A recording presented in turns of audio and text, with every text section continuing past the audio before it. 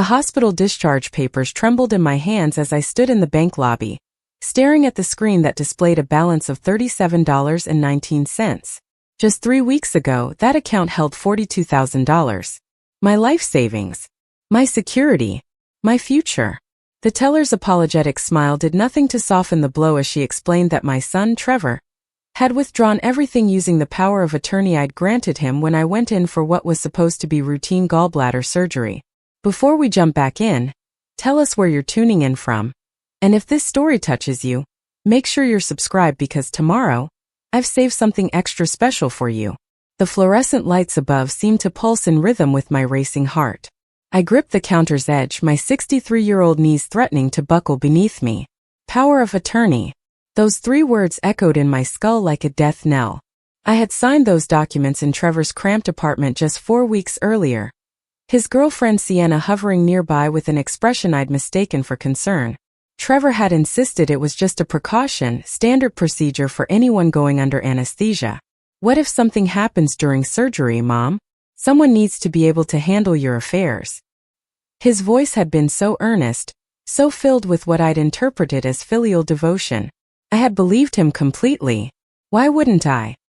He was my only child, the boy I'd raised alone after his father walked out when Trevor was 6. I'd worked double shifts as a nurse for 18 years to put him through college, to give him opportunities I'd never had.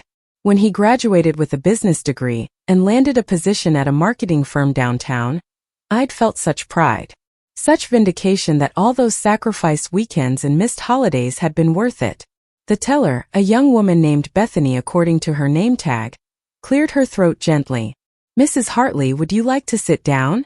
We can review the transaction history in one of our private offices. Her kindness felt like salt in an open wound, but I nodded, following her through a door marked authorized personnel only. The small office smelled of stale coffee and desperation.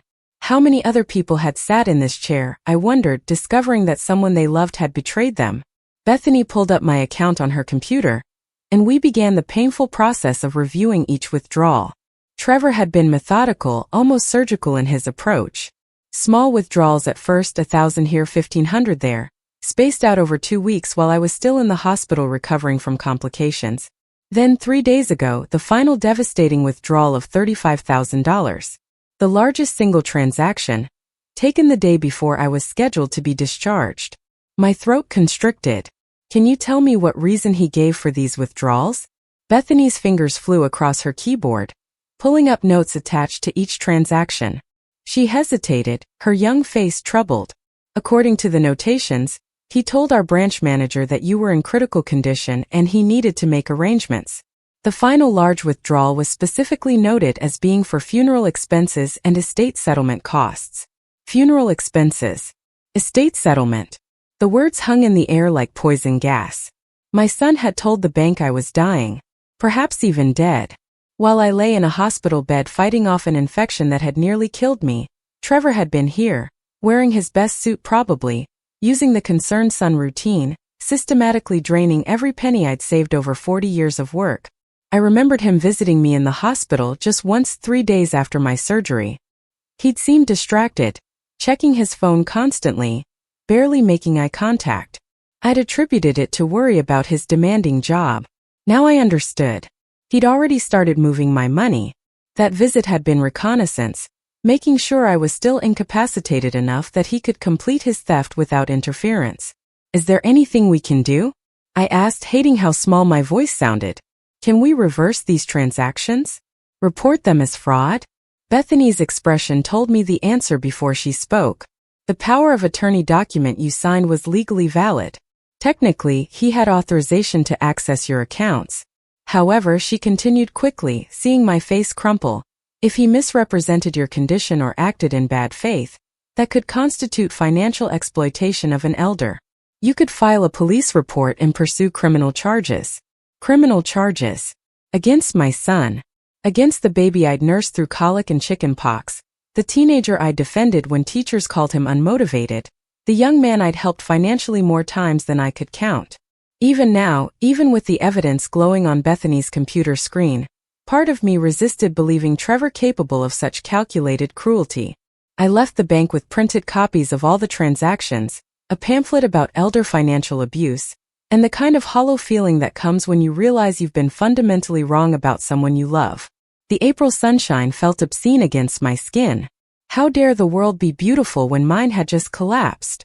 I sat in my 15-year-old Honda, the car I'd kept running through sheer force of will and YouTube repair videos, and tried to remember how to breathe. My phone buzzed. A text from Trevor. "Hey Mom, heard you got discharged today. Glad you're feeling better. Catching up on work stuff. We'll try to visit soon." The casual tone, the breezy dismissal, the complete absence of guilt. I stared at those words until they blurred.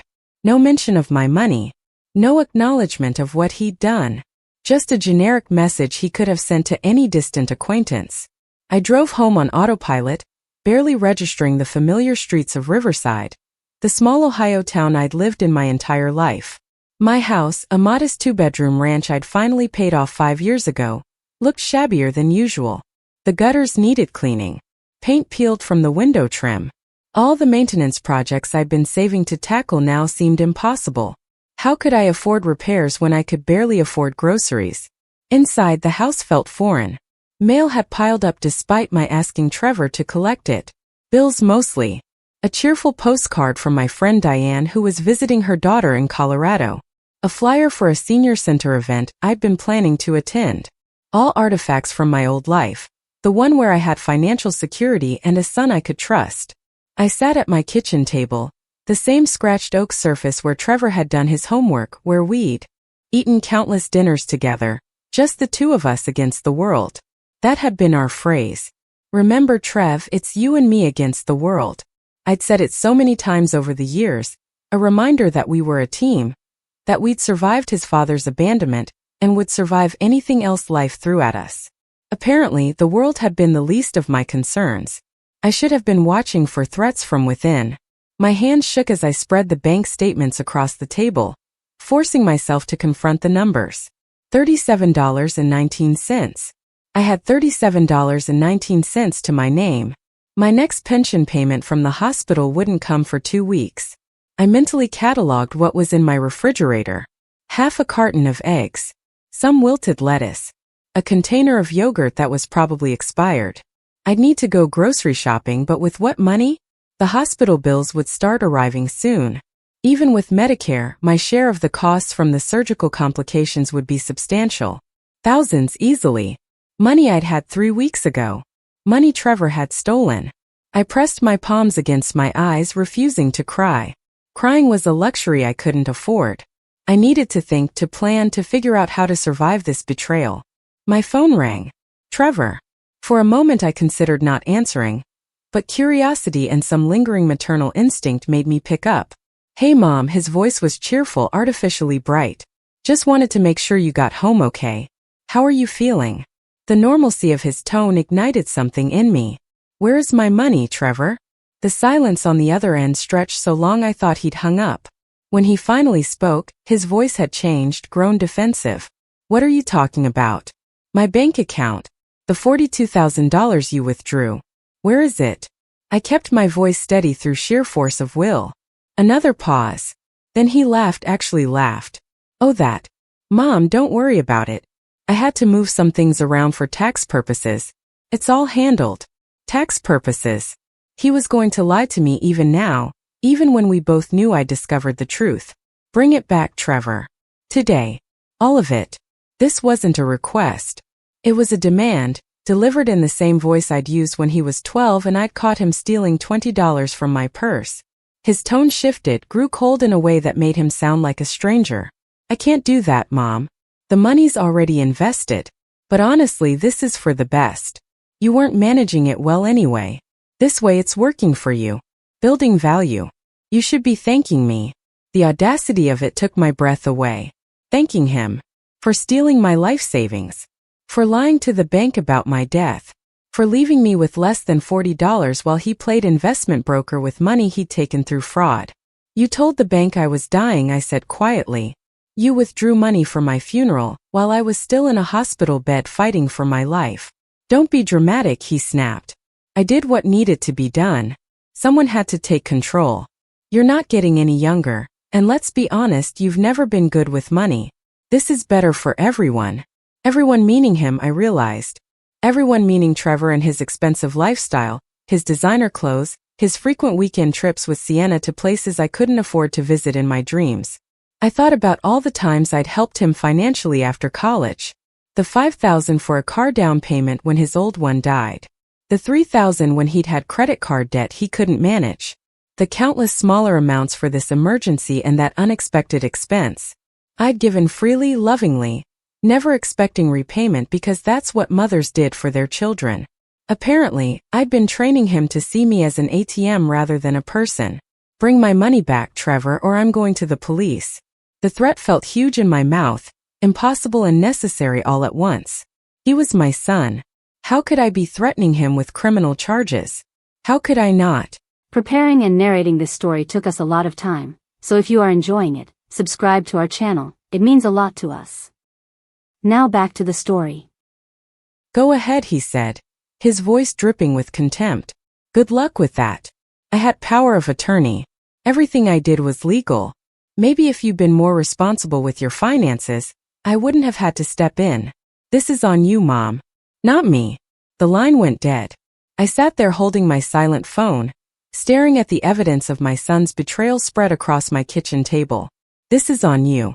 His final words circled in my mind like vultures. Part of me, the part that had spent decades prioritizing Trevor above everything else, wanted to believe him. Wanted to accept that somehow this was my fault, my failure, my inadequacy as a mother and a person. But a stronger part, a part forged through years of single parenthood and nursing shifts that tested the limits of human endurance, rejected that narrative entirely. I had not caused this. Trevor had made a choice, a series of choices, each one more calculated and cruel than the last. He had exploited my trust, my vulnerability, my maternal love, and he'd done it without hesitation or remorse. I picked up the phone again and called the Riverside Police Department non-emergency line.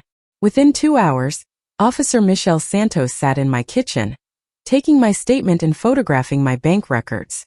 She was younger than Trevor, probably in her late 20s, with kind eyes that had already seen too much of humanity's capacity for cruelty. Mrs. Hartley, I want to be honest with you, she said after I'd finished explaining everything. Cases like this are complicated. The power of attorney does give him legal access to your accounts. However, she continued, seeing my face fall, the fact that he misrepresented your medical condition to the bank, telling them you were critically ill or dying when you weren't, that constitutes fraud. And using those funds for his own benefit rather than your care, that's financial exploitation. We can definitely pursue this. She explained the process, the investigation that would follow, the likelihood that the district attorney would file charges given the amount involved, and the clear evidence of deception. But she also warned me about what would come next.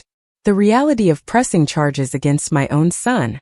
Once we start this process, it becomes public record.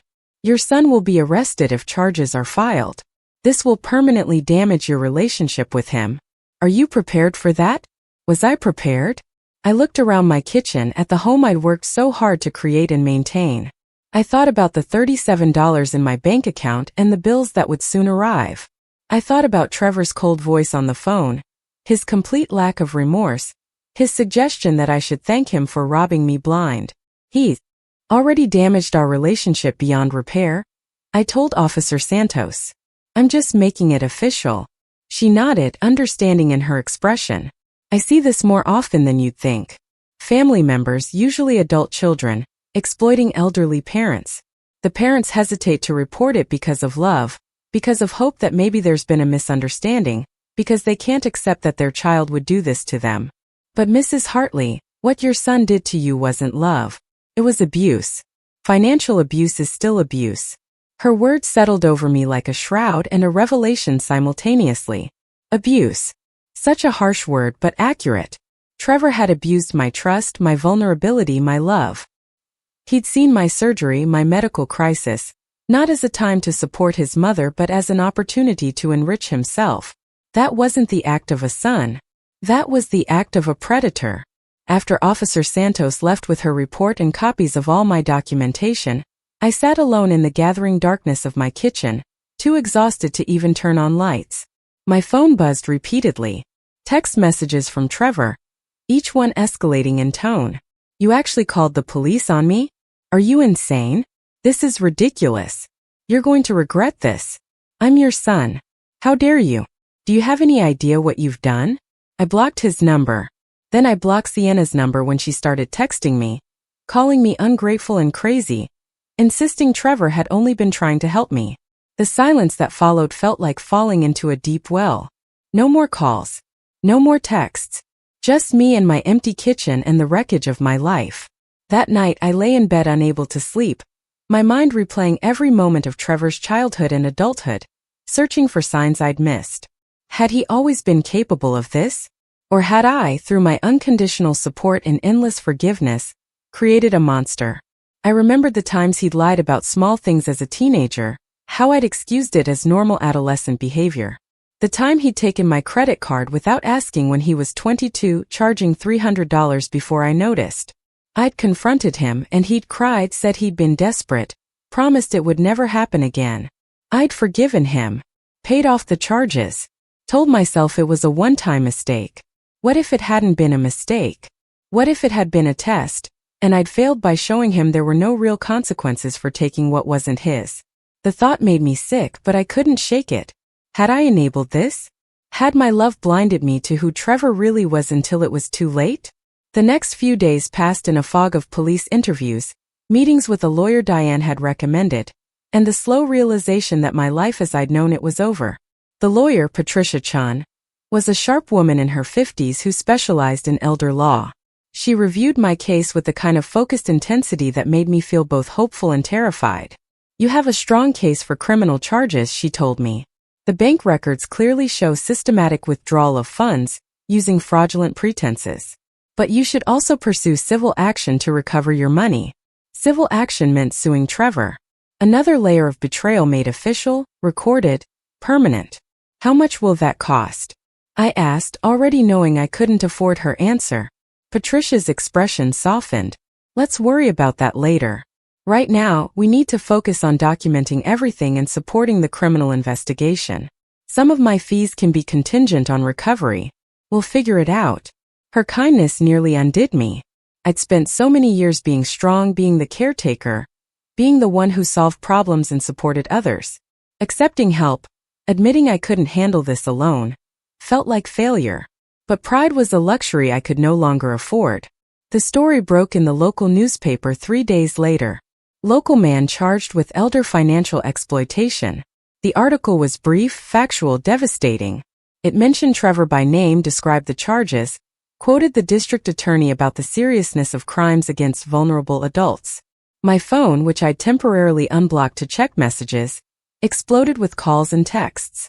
Former co-workers from the hospital, neighbors, people from my church, some offering support, some fishing for gossip, all wanting to know the details of my humiliation.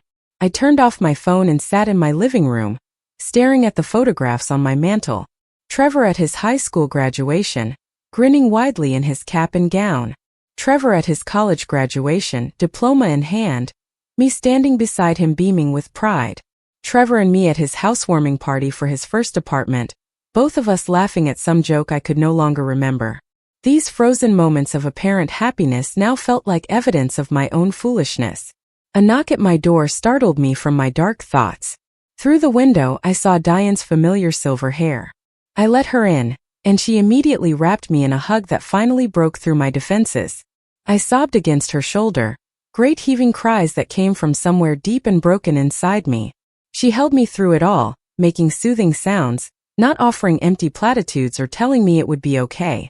She just held me while I fell apart. When I could finally breathe again, she guided me to the couch and sat beside me. I brought groceries, she said gently, and I'm not taking no for an answer. I also talked to some of the ladies from the church. We're organizing a meal train for you until you get back on your feet. Shame flooded through me. I don't need charity. The words came out harsher than I'd intended.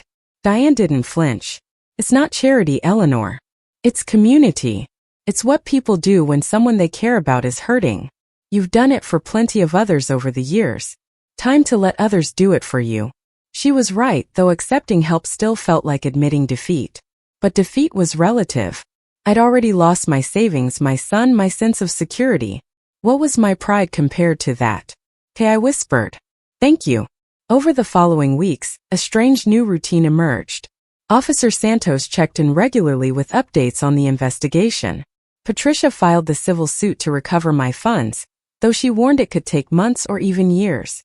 The church meal train meant I didn't have to worry about grocery money for the immediate future, though the kindness of it made me cry more than once. Diane visited almost daily, her presence a lifeline when the darkness threatened to swallow me whole. Trevor was arraigned and released on bail. I wasn't there, couldn't bring myself to see him in that context. Patricia attended and reported that he'd pleaded not guilty, showed no remorse, and had hired an expensive attorney I knew he couldn't afford. More of my money undoubtedly being used to defend him against charges of stealing my money. The irony would have been funny if it wasn't so devastating. Then came the phone calls. Not from Trevor, but from his paternal grandmother, Judith, whom I hadn't spoken to in nearly 20 years. She disowned me when I divorced her son, blamed me for the marriage's failure, and had maintained sporadic contact with Trevor throughout his life. Her voice on my voicemail was imperious and cold. "Eleanor, this vendetta you're pursuing against my grandson is unconscionable. He was trying to help you manage your finances, and you're repaying him with criminal charges? You should be ashamed. Drop this nonsense immediately or you'll regret it." The threat, veiled as it was, sent ice through my veins. I saved the message and sent it to Officer Santos, who documented it as possible witness intimidation. "Welcome to the worst part of these cases," she told me sympathetically. "The family and friends who rally around the perpetrator and vilify the victim. Stay strong, Mrs. Hartley. Don't let them gaslight you into thinking you're the problem here." Gaslight.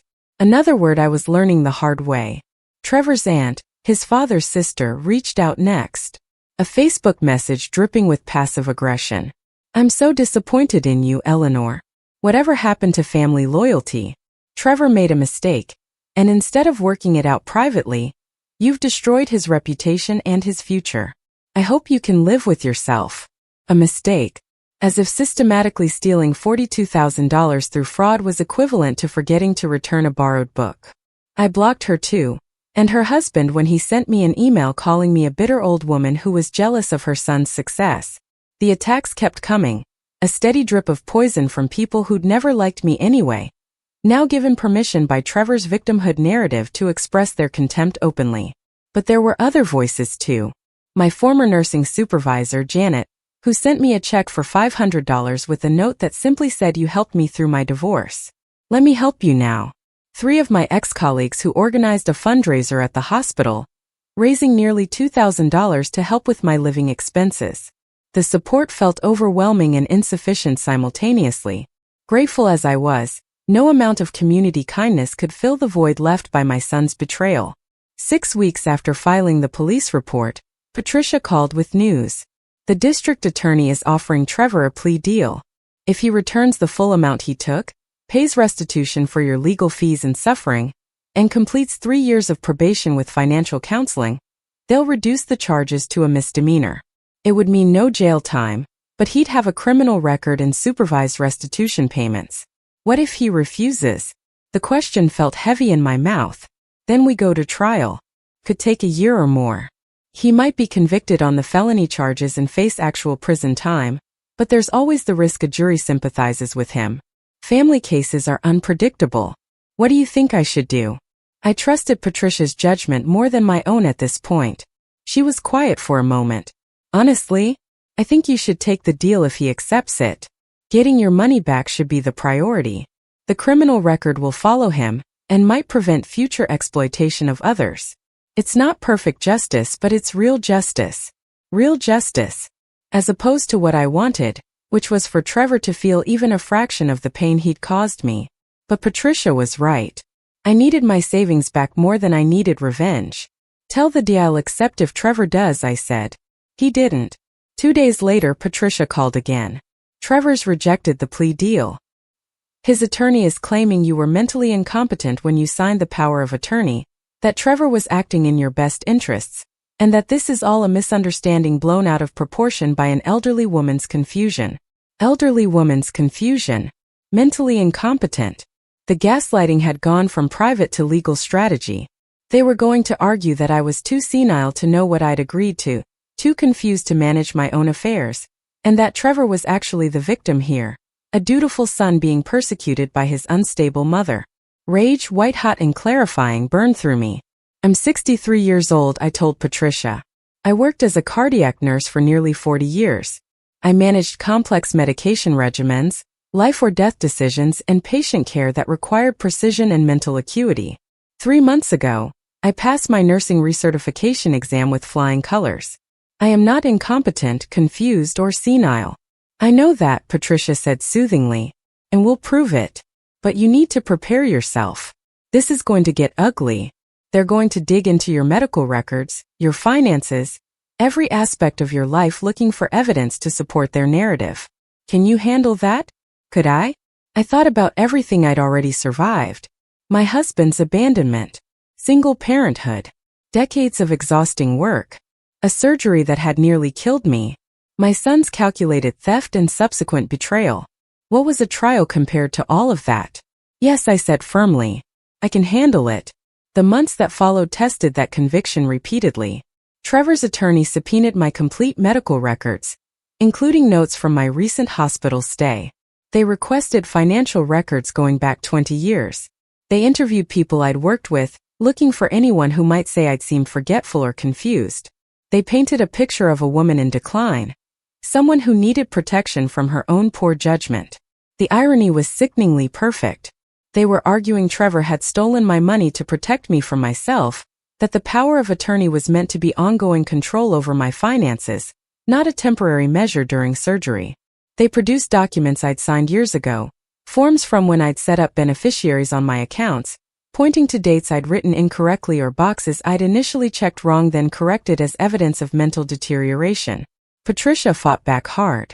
She brought in my former supervisor to testify about my competence and reliability. She produced my recent nursing recertification scores. She had my surgeon testify that the power of attorney was meant only for the surgical period, and that I'd been fully competent when signing it. She showed the bank records with their timeline of withdrawals, demonstrating the systematic nature of Trevor's theft. But the hardest part wasn't the legal battle. It was seeing Trevor in court, sitting beside his attorney wearing a suit I'd probably paid for, looking at me like I was the enemy.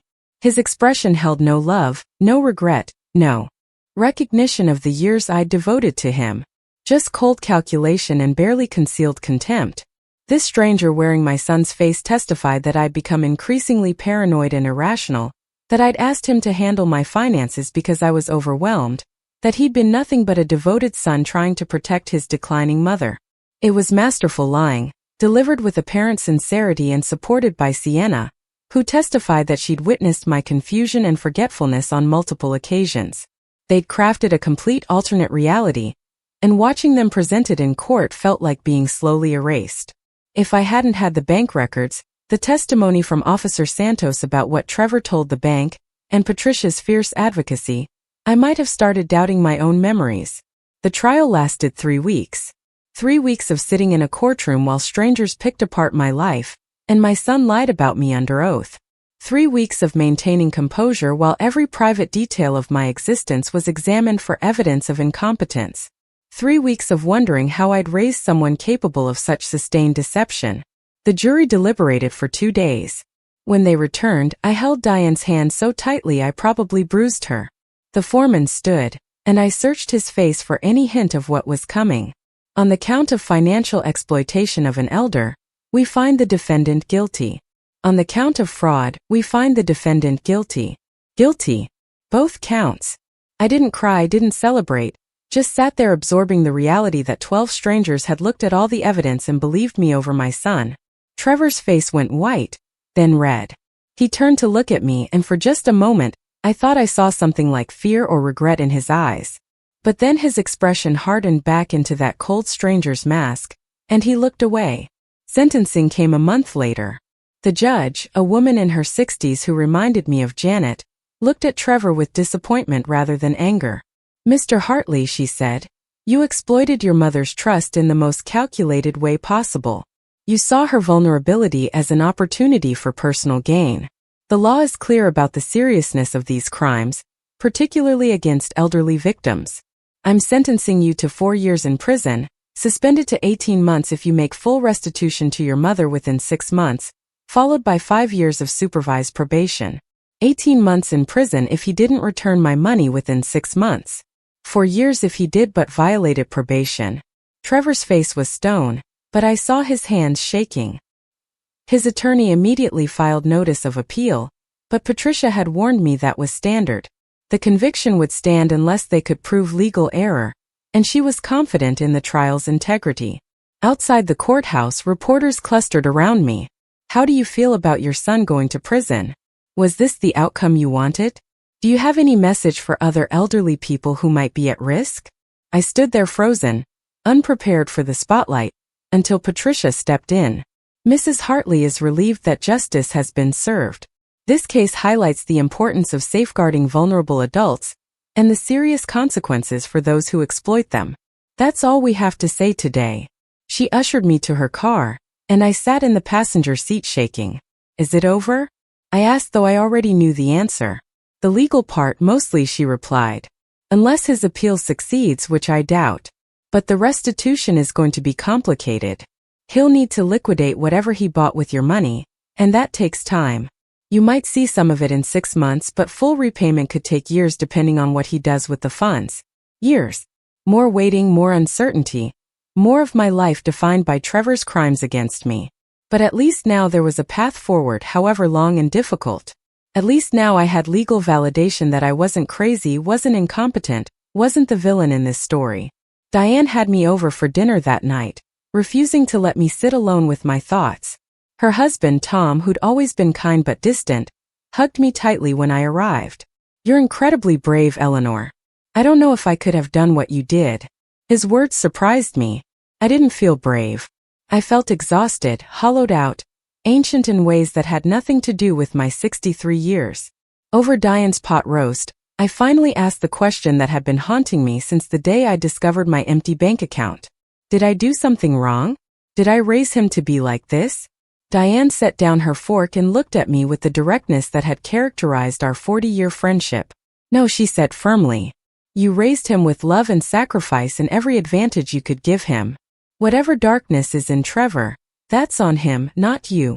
Some people, regardless of how they're raised, choose to be selfish. Choose to see others as resources to exploit rather than people to cherish. That was his choice, not your failure. Her words helped, though the guilt still lingered.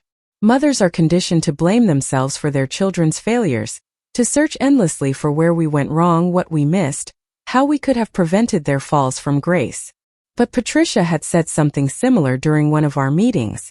Trevor is an adult who made adult choices. You're not responsible for his moral compass.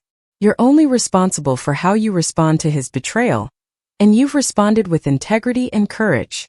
The weeks after sentencing brought strange developments. Trevor's father, Marcus, whom I hadn't heard from in decades, called me. His voice sounded older, uncertain.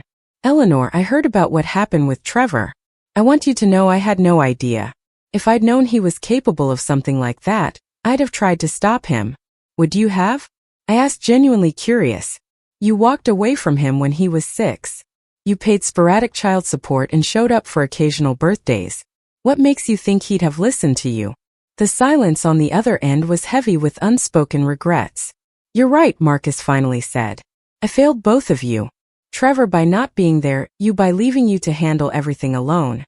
I'm sorry. For what it's worth, I'm sorry. His apology felt 30 years too late, but I accepted it anyway. Carrying more anger seemed pointless. Thank you, I said simply and ended the call. Whatever Marcus's regrets, they couldn't change the past or fix the present. They were just words, floating in the space where a father should have been. Trevor's restitution deadline came and went without payment. Patricia filed the paperwork to begin his prison sentence, and a week later, Officer Santos called to let me know he'd been taken into custody.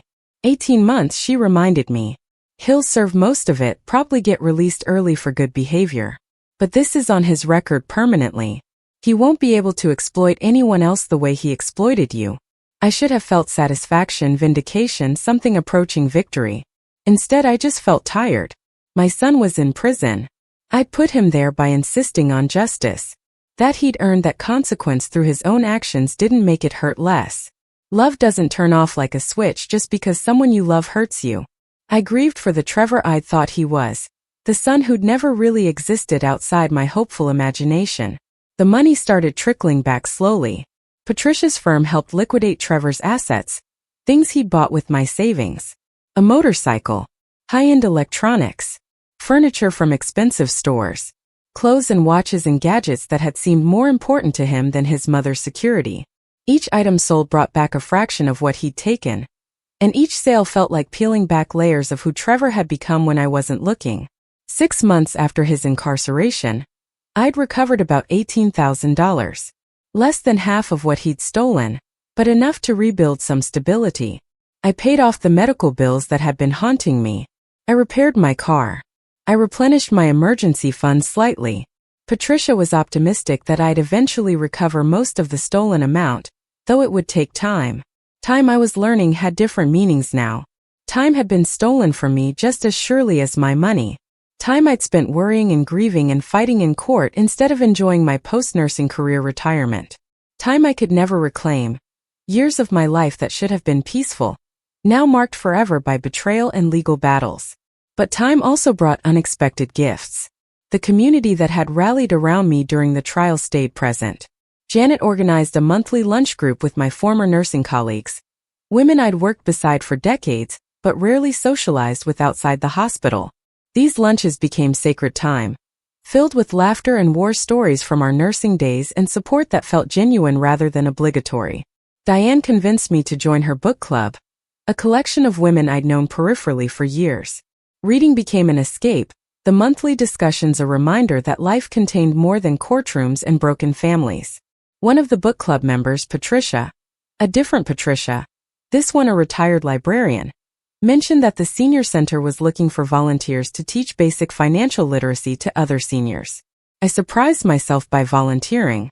Teaching others how to protect themselves from financial exploitation felt meaningful in a way I hadn't expected. Each class I shared my story, watching faces shift from embarrassment that they needed the class to determination that they wouldn't become victims. I taught them about powers of attorney and how to limit them, about recognizing financial manipulation from family members, about the warning signs I'd missed with Trevor. One student, a woman named Rosa who was 72 and recently widowed, approached me after class with tears in her eyes.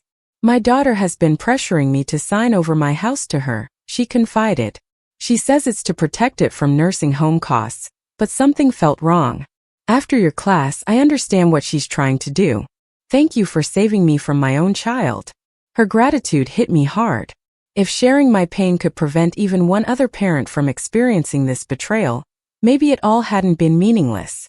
Maybe my suffering could serve a purpose beyond my own story. I hugged Rosa and helped her find a lawyer to review her situation. She kept her house, and her daughter stopped speaking to her. The parallel to my own life was striking, but Rosa seemed at peace with her decision. Better alone and secure than exploited by someone who's supposed to love you, she told me wisely. Trevor's first prison letter arrived 11 months into his sentence.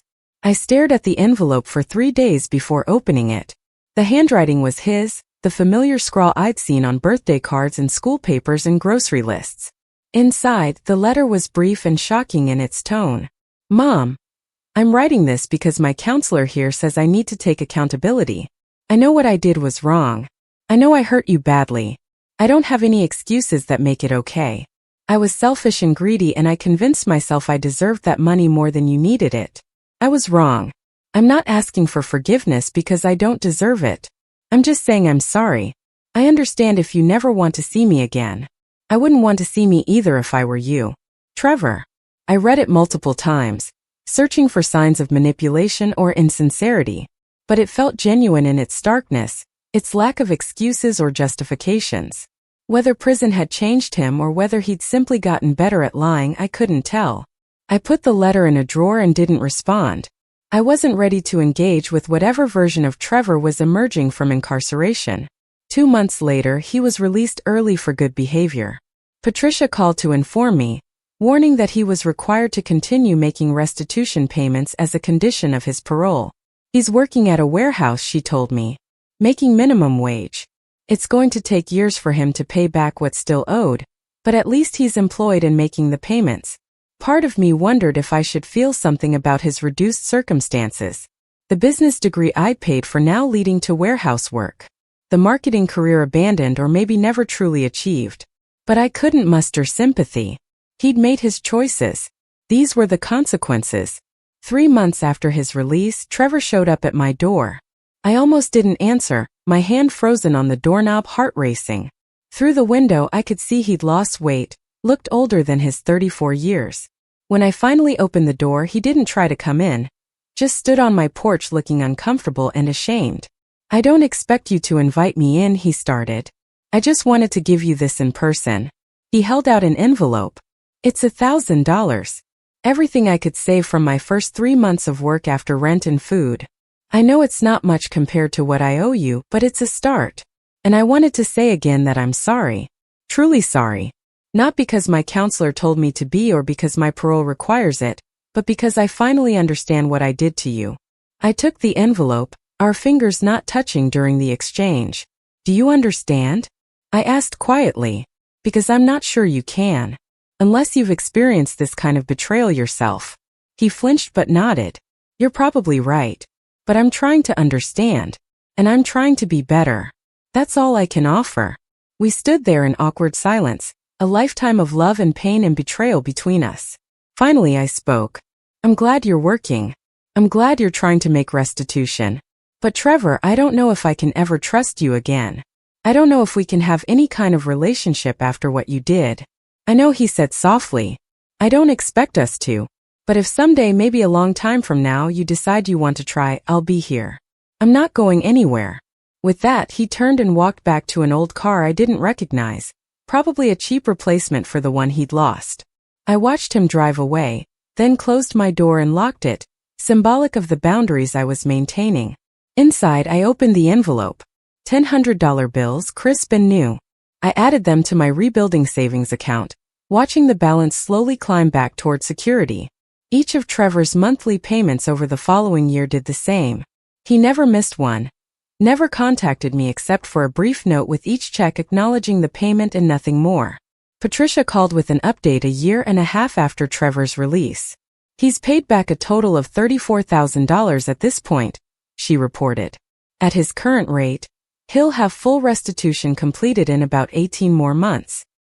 He's also requesting through his parole officer that the remaining amount be acknowledged as paid in full once he hits 42,000, accounting for the lack of interest. What are your thoughts?" I considered it. Interest would be fair, would reflect the actual cost of what he'd taken from me. But I was tired of this being my defining story. "I want it finished," I told Patricia. "Once he pays back the 42,000, I'll sign off on full restitution. I don't want to be connected to him through debt for the rest of our lives." "That's generous of you," Patricia observed. "I'm not being generous," I corrected. "I'm being practical.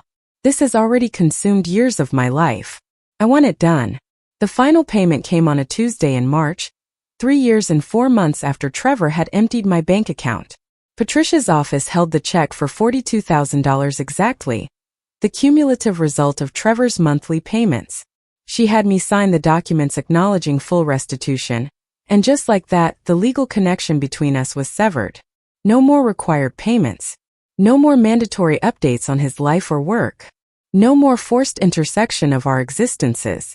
I deposited the check and watched my account balance return to almost where it had been before the theft. Almost, because 3 years of potential growth and security had been lost. But close enough to rebuild from. Close enough to move forward. That evening I sat in my living room with Diane, sharing a bottle of wine that was probably too expensive, but felt appropriate for marking this strange milestone. "It's over," I said, the words feeling unreal. "The debt is paid. The legal obligation is finished. So why don't I feel relieved?" "Because this was never just about money," Diane replied wisely. "It was about trust and family and learning that someone you love could hurt you so profoundly. Money can be repaid. Those other things, they're changed forever." She was right, of course. I had my savings back, diminished by years of loss but present. What I didn't have and would never have again was the relationship I thought I had with my son. that had been destroyed the moment he'd chosen to see my vulnerability as an opportunity rather than his mother's crisis as a moment requiring his support. Trevor sent one final letter after the restitution was complete. No greeting, no signature, just a few lines on plain paper. I know you're probably done with me, and I understand why. I hope you know I've changed, though I have no way to prove it to you. If you ever decide you want to see me again to try to rebuild anything between us, I'll be waiting. But I won't push. I owe you that much at least. I put the letter with the previous one and thought about what I owed him, what I owed myself. Did I owe him forgiveness? The chance at reconciliation? Or did I owe myself the protection of maintained boundaries? The peace of a life not centered on managing a relationship with someone who'd proven capable of profound betrayal? The answer didn't come immediately. Maybe it never would. But I was learning to live with uncertainty, with the reality that some questions don't have neat resolutions. Trevor had paid his financial debt. Whether he'd ever be able to address the emotional debt, the trust debt, the debt that came from destroying his mother's sense of security and family, remained unknown. What I did know was that I'd survived. I'd fought for justice when it would have been easier to stay silent. I'd rebuilt my financial security despite the odds. I'd found community and purpose in teaching others to protect themselves. I'd learned that love doesn't require martyrdom, that boundaries are acts of self-preservation rather than selfishness, and that sometimes the people we raise become strangers wearing familiar faces. My life at 66 looked nothing like I'd imagined it would. But it was mine, secured through my own strength rather than dependent on a son who'd proven unworthy of that dependence. I had friends who showed up when I needed them. I had students who benefited from my hard-learned wisdom. I had security that I'd fought to reclaim. And I had the knowledge that when everything had been taken from me, when I'd been left with $37.19 and the wreckage of maternal love, I'd chosen survival over submission. I'd chosen justice over the comfortable fiction of family harmony. I'd chosen myself. That choice had cost me my relationship with Trevor, at least for now, maybe forever. But it had given me back something more valuable. My dignity. My security. My sense that I deserved better than exploitation, even when that exploitation wore my son's face. The financial equation had finally balanced. The emotional one remained unsolved, perhaps unsolvable. But I was learning to live with that uncertainty, to accept that some debts can be repaid in dollars while others linger in the space between what was and what might have been. 18 months passed before I saw Trevor again. Not by choice but by accident. I was leaving the grocery store, arms full of reusable bags, when I nearly collided with him in the parking lot. We both froze, caught in that terrible moment when avoidance becomes impossible. He looked different. Older certainly, but also softer somehow. The sharp edges of entitlement had been worn down, replaced by something that might have been humility or might have been exhaustion. "Eleanor," he said quietly, then seemed unsure how to continue. His hands fidgeted with his car keys, a nervous gesture I remembered from his childhood. "Trevor," I acknowledged, my voice neutral. We stood there surrounded by the mundane reality of a supermarket parking lot. Cars pulling in and out around us, people pushing carts past without noticing the weight of our encounter. "How are you?" he asked finally, the question sounding genuine rather than perfunctory. "I'm well," I replied, which was mostly true. My health had stabilized. My savings account was healthy again. I'd even taken a weekend trip to visit Diane's daughter in Colorado, my first real vacation in 5 years. "I'm managing." His face flickered with something that might have been relief or regret. "I'm glad. I've thought about you a lot. Wondered how you were doing." The admission surprised me. I'd assumed, perhaps unfairly, that once the restitution was complete, I'd simply cease to exist in his thoughts except as an obstacle he'd overcome. "You could have called," I said, not accusatory, just factual. He shook his head. "I didn't think I had the right. Still don't really. But seeing you now, I just wanted you to know that I think about what I did every single day. It haunts me." "Good," I said, and his eyes widened slightly. "I didn't say it cruelly, just honestly. It should haunt you. What you did was unconscionable. If it didn't bother you, that would mean you hadn't changed at all." He nodded slowly, absorbing this. "You're right. As usual." A ghost of a smile touched his lips. "I used to hate when you were right. Now I'm just grateful you're willing to speak to me at all." We talked for maybe 10 minutes, standing between our cars while the April sun warmed the asphalt around us. He told me about his warehouse job, how he'd been promoted to shift supervisor, how he was taking online classes in accounting, trying to rebuild a career from the rubble of his old life, how Sienna had left him 6 months into his prison sentence, which didn't surprise either of us, how he'd been in therapy, trying to understand why he'd felt entitled to take what wasn't his. I shared carefully curated updates about my life, the financial literacy classes I taught, my book club, the volunteer work at the hospital where I'd spent my career, safe topics that didn't require emotional vulnerability or trust. As our conversation wound down, Trevor hesitated, then spoke quickly as if afraid he'd lose courage. Would you ever consider having coffee with me? Not now, I'm not asking for that right now. But someday. Just to talk. Maybe, I said, surprising myself. Someday. Not soon. But maybe eventually. The hope that flashed across his face was painful to witness. Thank you, he said quietly. That's more than I deserve. We parted awkwardly, neither of us sure of the proper goodbye for a relationship so fractured and uncertain. I drove home with my groceries and my complicated feelings, wondering if I'd just made a terrible mistake or taken a first step toward something resembling peace. That evening I called Patricia, my lawyer who'd become something like a friend through our years of working together. I ran into Trevor today, I told her. He asked if we could have coffee sometime. I said maybe. Am I crazy? Her laugh was warm and knowing. You're not crazy, Eleanor. You're human. He's still your son despite everything. But take it slow. Trust has to be earned back gradually, if it can be earned back at all. Don't rush yourself into anything you're not ready for. Her advice echoed what my therapist had been saying for months. Dr. Sarah Martinez had been instrumental in helping me process the betrayal, the grief, the anger. She'd taught me that forgiveness wasn't a switch to flip but a process to navigate, and that I didn't owe anyone, including Trevor, access to my life until I felt genuinely ready to grant it. 3 months after the parking lot encounter, I called Trevor. His surprise at hearing my voice was evident, edged with cautious hope. I thought about your coffee invitation, I said without preamble. If you're still interested, I'd be willing to meet. Neutral location. 1 hour. No promises beyond that. Yes, he said immediately. Absolutely. Just tell me when and where. We met at a coffee shop neither of us had history with. A deliberate choice to create new memories rather than overlay old ones. Trevor arrived early, already seated at a corner table when I walked in. He stood when he saw me, uncertain whether a hug was appropriate. It wasn't. We sat across from each other, two people connected by blood and history and damage, trying to figure out if anything could be salvaged from the wreckage.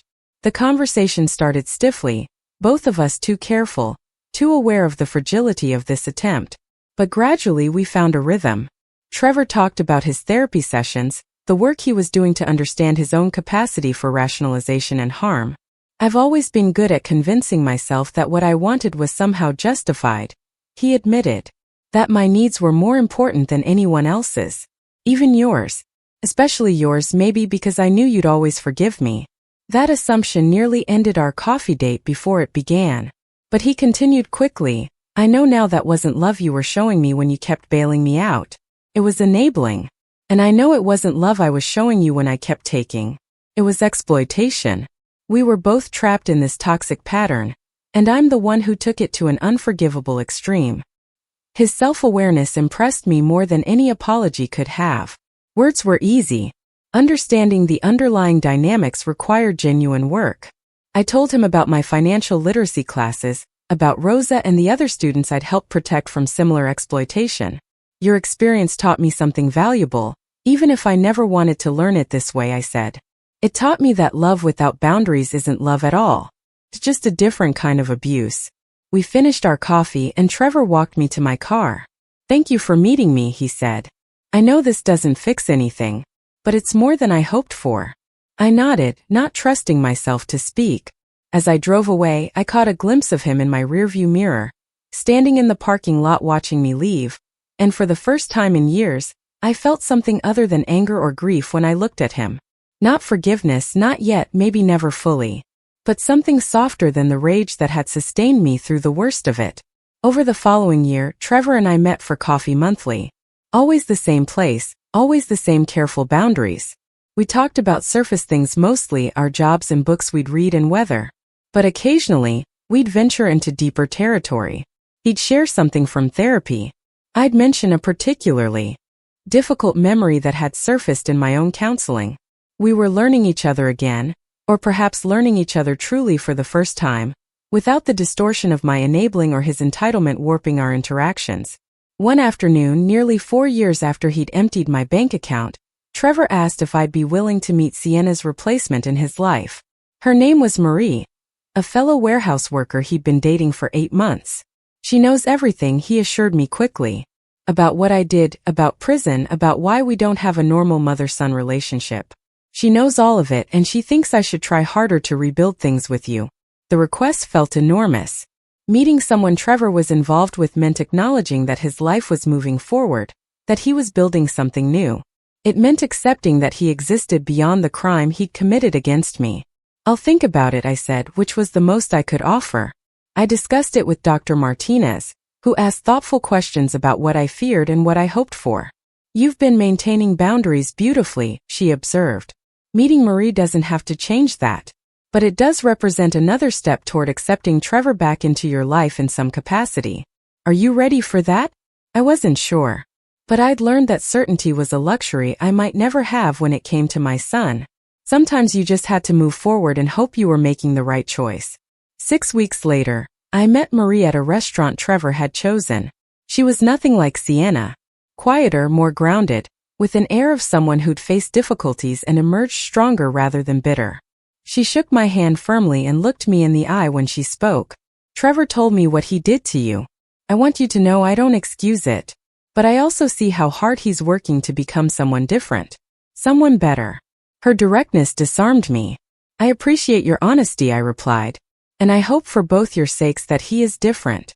But understand that I'm not in a position to vouch for him. You'll have to make your own assessments about who he is now. The dinner wasn't comfortable, but it wasn't awful either. Marie asked thoughtful questions about my nursing career and my volunteer work. She shared stories about her own elderly mother, whom she cared for with evident devotion. Trevor mostly stayed quiet, letting us navigate our own connection. As the evening wound down, Marie touched my hand briefly. I know this is complicated for you. Trevor does too, even if he doesn't always know how to express it. But thank you for being willing to try. That takes real courage. Her words stayed with me long after we parted. Courage.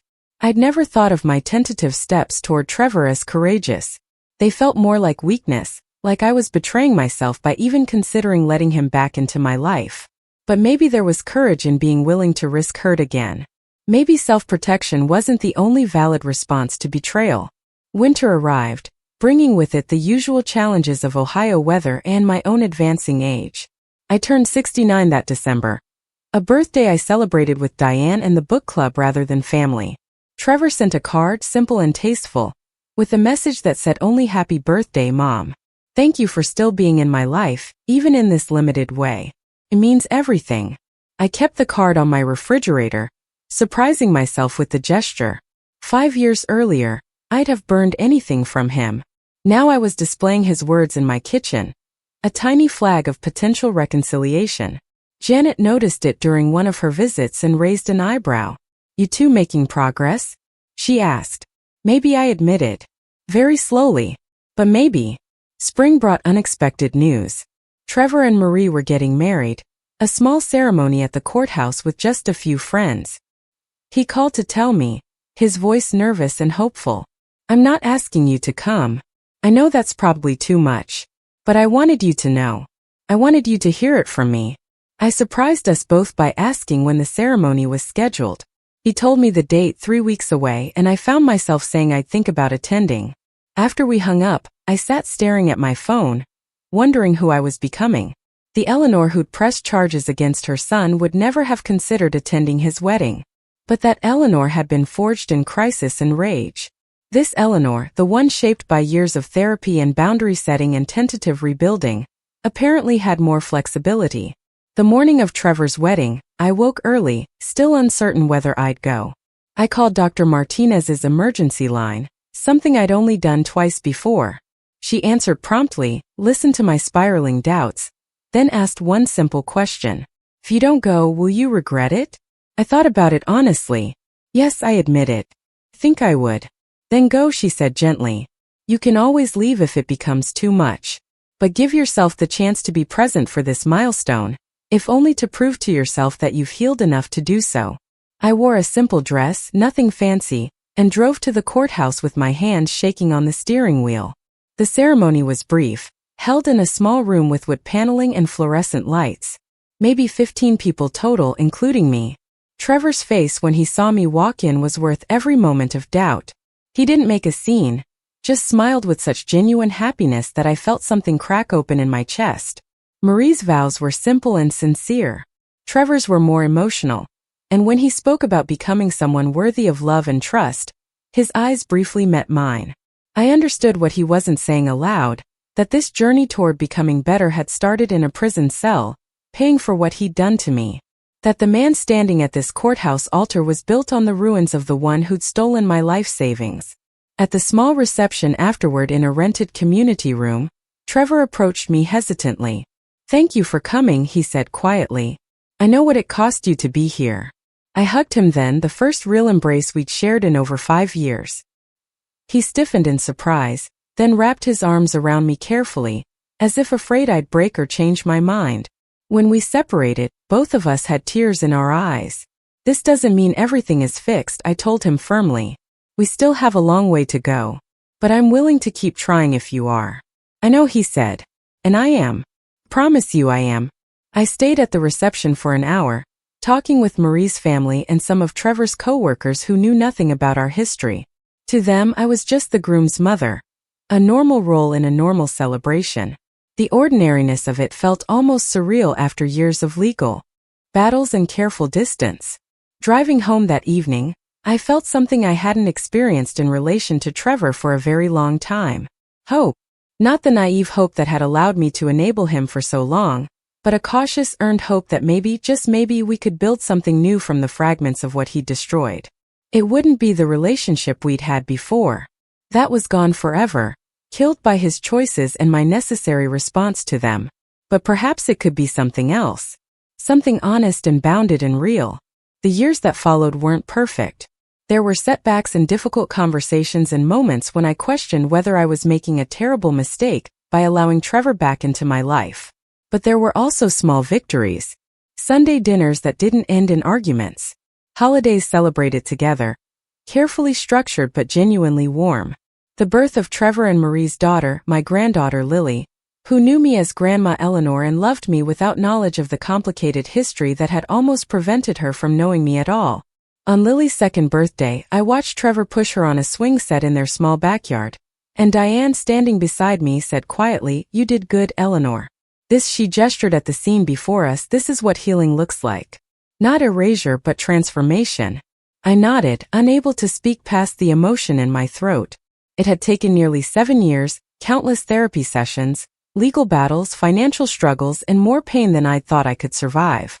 But here I was, watching my son be a father, having chosen to forgive not because he deserved it but because I deserved peace.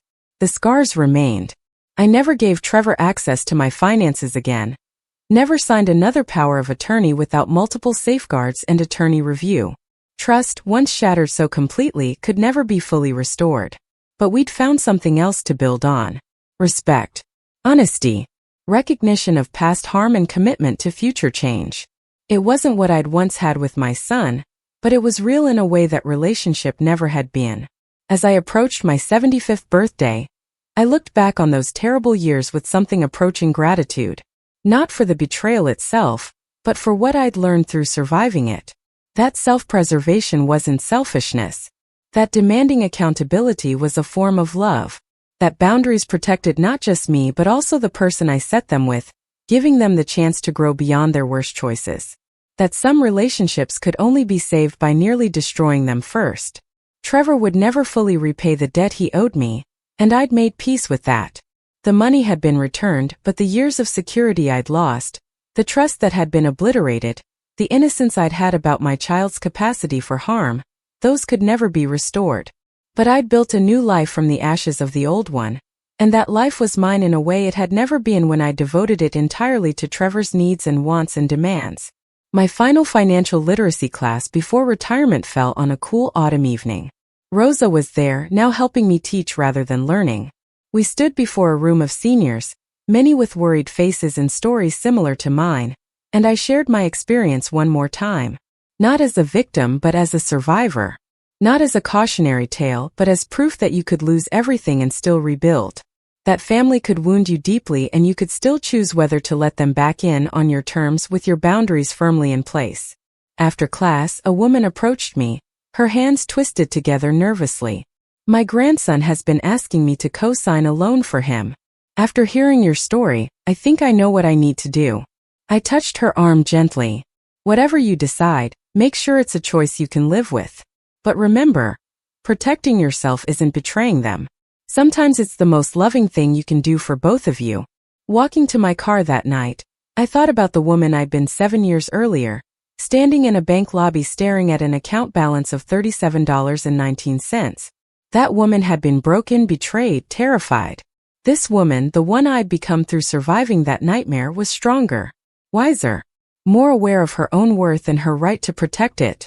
Trevor's crime against me had revealed truths I'd spent decades avoiding.